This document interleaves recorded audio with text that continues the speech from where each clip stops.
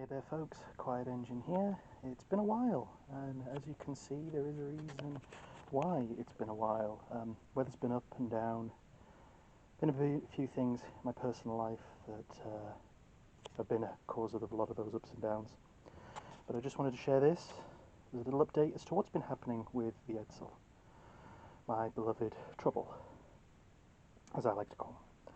Now, one thing I love about these cars, like you want to talk like hack, junkyard hack. I know you're watching out there, my friend. You want to talk about, how you feel you're bodging things together. Well, check out my wonderful tool collection. That's it. That is everything that I've been using to get this car together. Now, a few little tips that I wanted to share in this video that I found out, right? Okay. Number one, old socks, right? Old socks and gloves and things like that. When I was putting the pistons into here, I put them over these, the end caps. So then that way you're not scoring the side of the cylinders. A bit low budget, and I know there's a tool for it, but if you don't have access to one of those kinds of tools, there's the tool. Also, you can see here, brand new oil pump as well. I went through it, I checked it, compared it to the original. I will be putting the original filter back on, because I can't find the original filter anywhere else. But I wanted to go for a more heavy-duty version, because I want to make sure that I keep this right as things go on. Another thing that I did, right? Now, this has got a rope seal bearing on the end. I know it looks pretty rough at the back here, where I've been, overfilling everything. I will clean it all up, and I'll trim these down as well. When it comes to a rope bearing, right? Don't know if you've ever used a rope bearing. They can be a little bit fiddly. And I got a little trick for you to use, right? When you tuck the rope bearing into the groove, right? It's on the other side. I can't really show you it, but it's on the other side of the crankshaft there. But when you tuck it in, right? I've seen a lot of places where they'll use a scalpel, or they'll use something like a pair of really fine wire cutters or something like that, very, very sharp, brand new ones. If for whatever reason you cut it and it doesn't quite line up and you think, oh, I've just put the crankshaft in, like I did, I put the crankshaft in, now I've got to lift it all back out and it's not going to line up properly. Online, you can get nail clippers, right? They're usually curved, but there's some that are straight, right? They're just straight on the edge, right? Just like that. What you do is you compress it down, right? You take the pin out and you pry it apart slightly, not too far. You only pry it apart a little bit. If you pry it apart too far, then it'll just snap apart because it's only welded together very flimsy-like. But you can use that to, like here, get either side of your rope and clip it. How do you do that? Well, use like a set of long nose pliers and just apply pressure on either side of the nail clippers. And now I know a lot of you old folks that are watching this, they'll say like, oh, well, I can get it right first time. That's cool. I've got all the respect for you for doing that, but it left me scratching my head, and I thought maybe that piece of information could help somebody else. So if you ever have like a rope bearing, just, old straight toenail clippers, brand new, just clip, clip, and then you know that it's going to be lined up when you do the end cap with the rope, and you put that in, you tuck that in, and you can use a pair of pliers obviously because you can eyeball it, you can lift it up to eye level and you can see what you're doing. But yeah, so far they've all been checked with plastic gauge, they've all been run over, and I want to say one thing, by the way. This particular brand, I'm not sponsored or anything like that, Permatex, right? Permatex Ultra Slick Assembly Lube, that's the best stuff. That's the stuff that I've been using.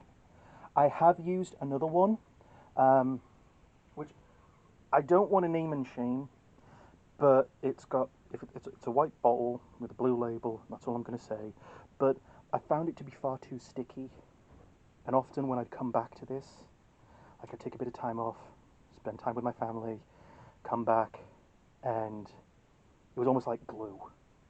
But I found that with the Permatex, no problem whatsoever. I can rotate this by hand anytime I want. I would do that. You know what? Let's see if I've got this set up properly. Which way is it going to go? No, it's going to go down that way. Let me just swap that. Right.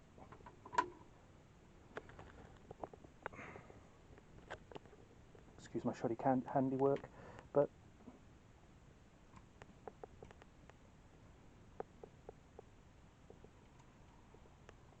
compared to where we were before, when I couldn't get this damn thing to run and it couldn't rotate, that's a lot more progress. And like I said, all of the sleeves have been, now it's fighting me, doesn't want me to put it down, but like I said, all of the piston sleeves, all been put back together, factory as stock. I will confess, I used one of these at one point, right? I used one of these, trying to keep the brand name hidden, one of the tapered kinds, and I damaged cylinder number 8. That was my fault. I hold up my hands to it completely. That was my screw up. And so from now on, I've been using that kind. Finally got the technique down properly. So just that, a rubber hammer, and a good little bit of stress detoxing.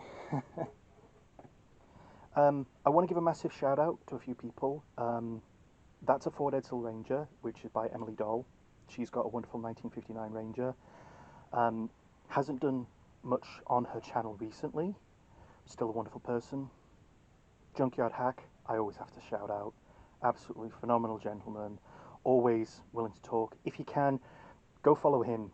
He's entertaining, he's funny, he's charming, and he's always got a bit of time to reply to anyone's comments.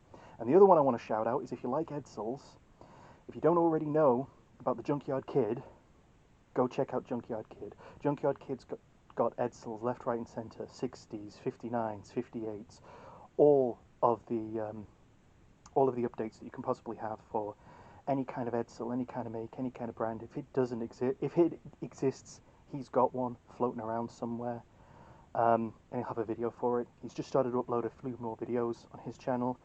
Please go check him out. Wonderful person. And of course, everybody else that I want to shout out, all my friends, everyone that supported me, everyone that's been like a guiding light in these trying times. I just want to say thank you so much. We're nearly there. Like I said, I'm not doing too much at the moment, like just taking it nice and steady.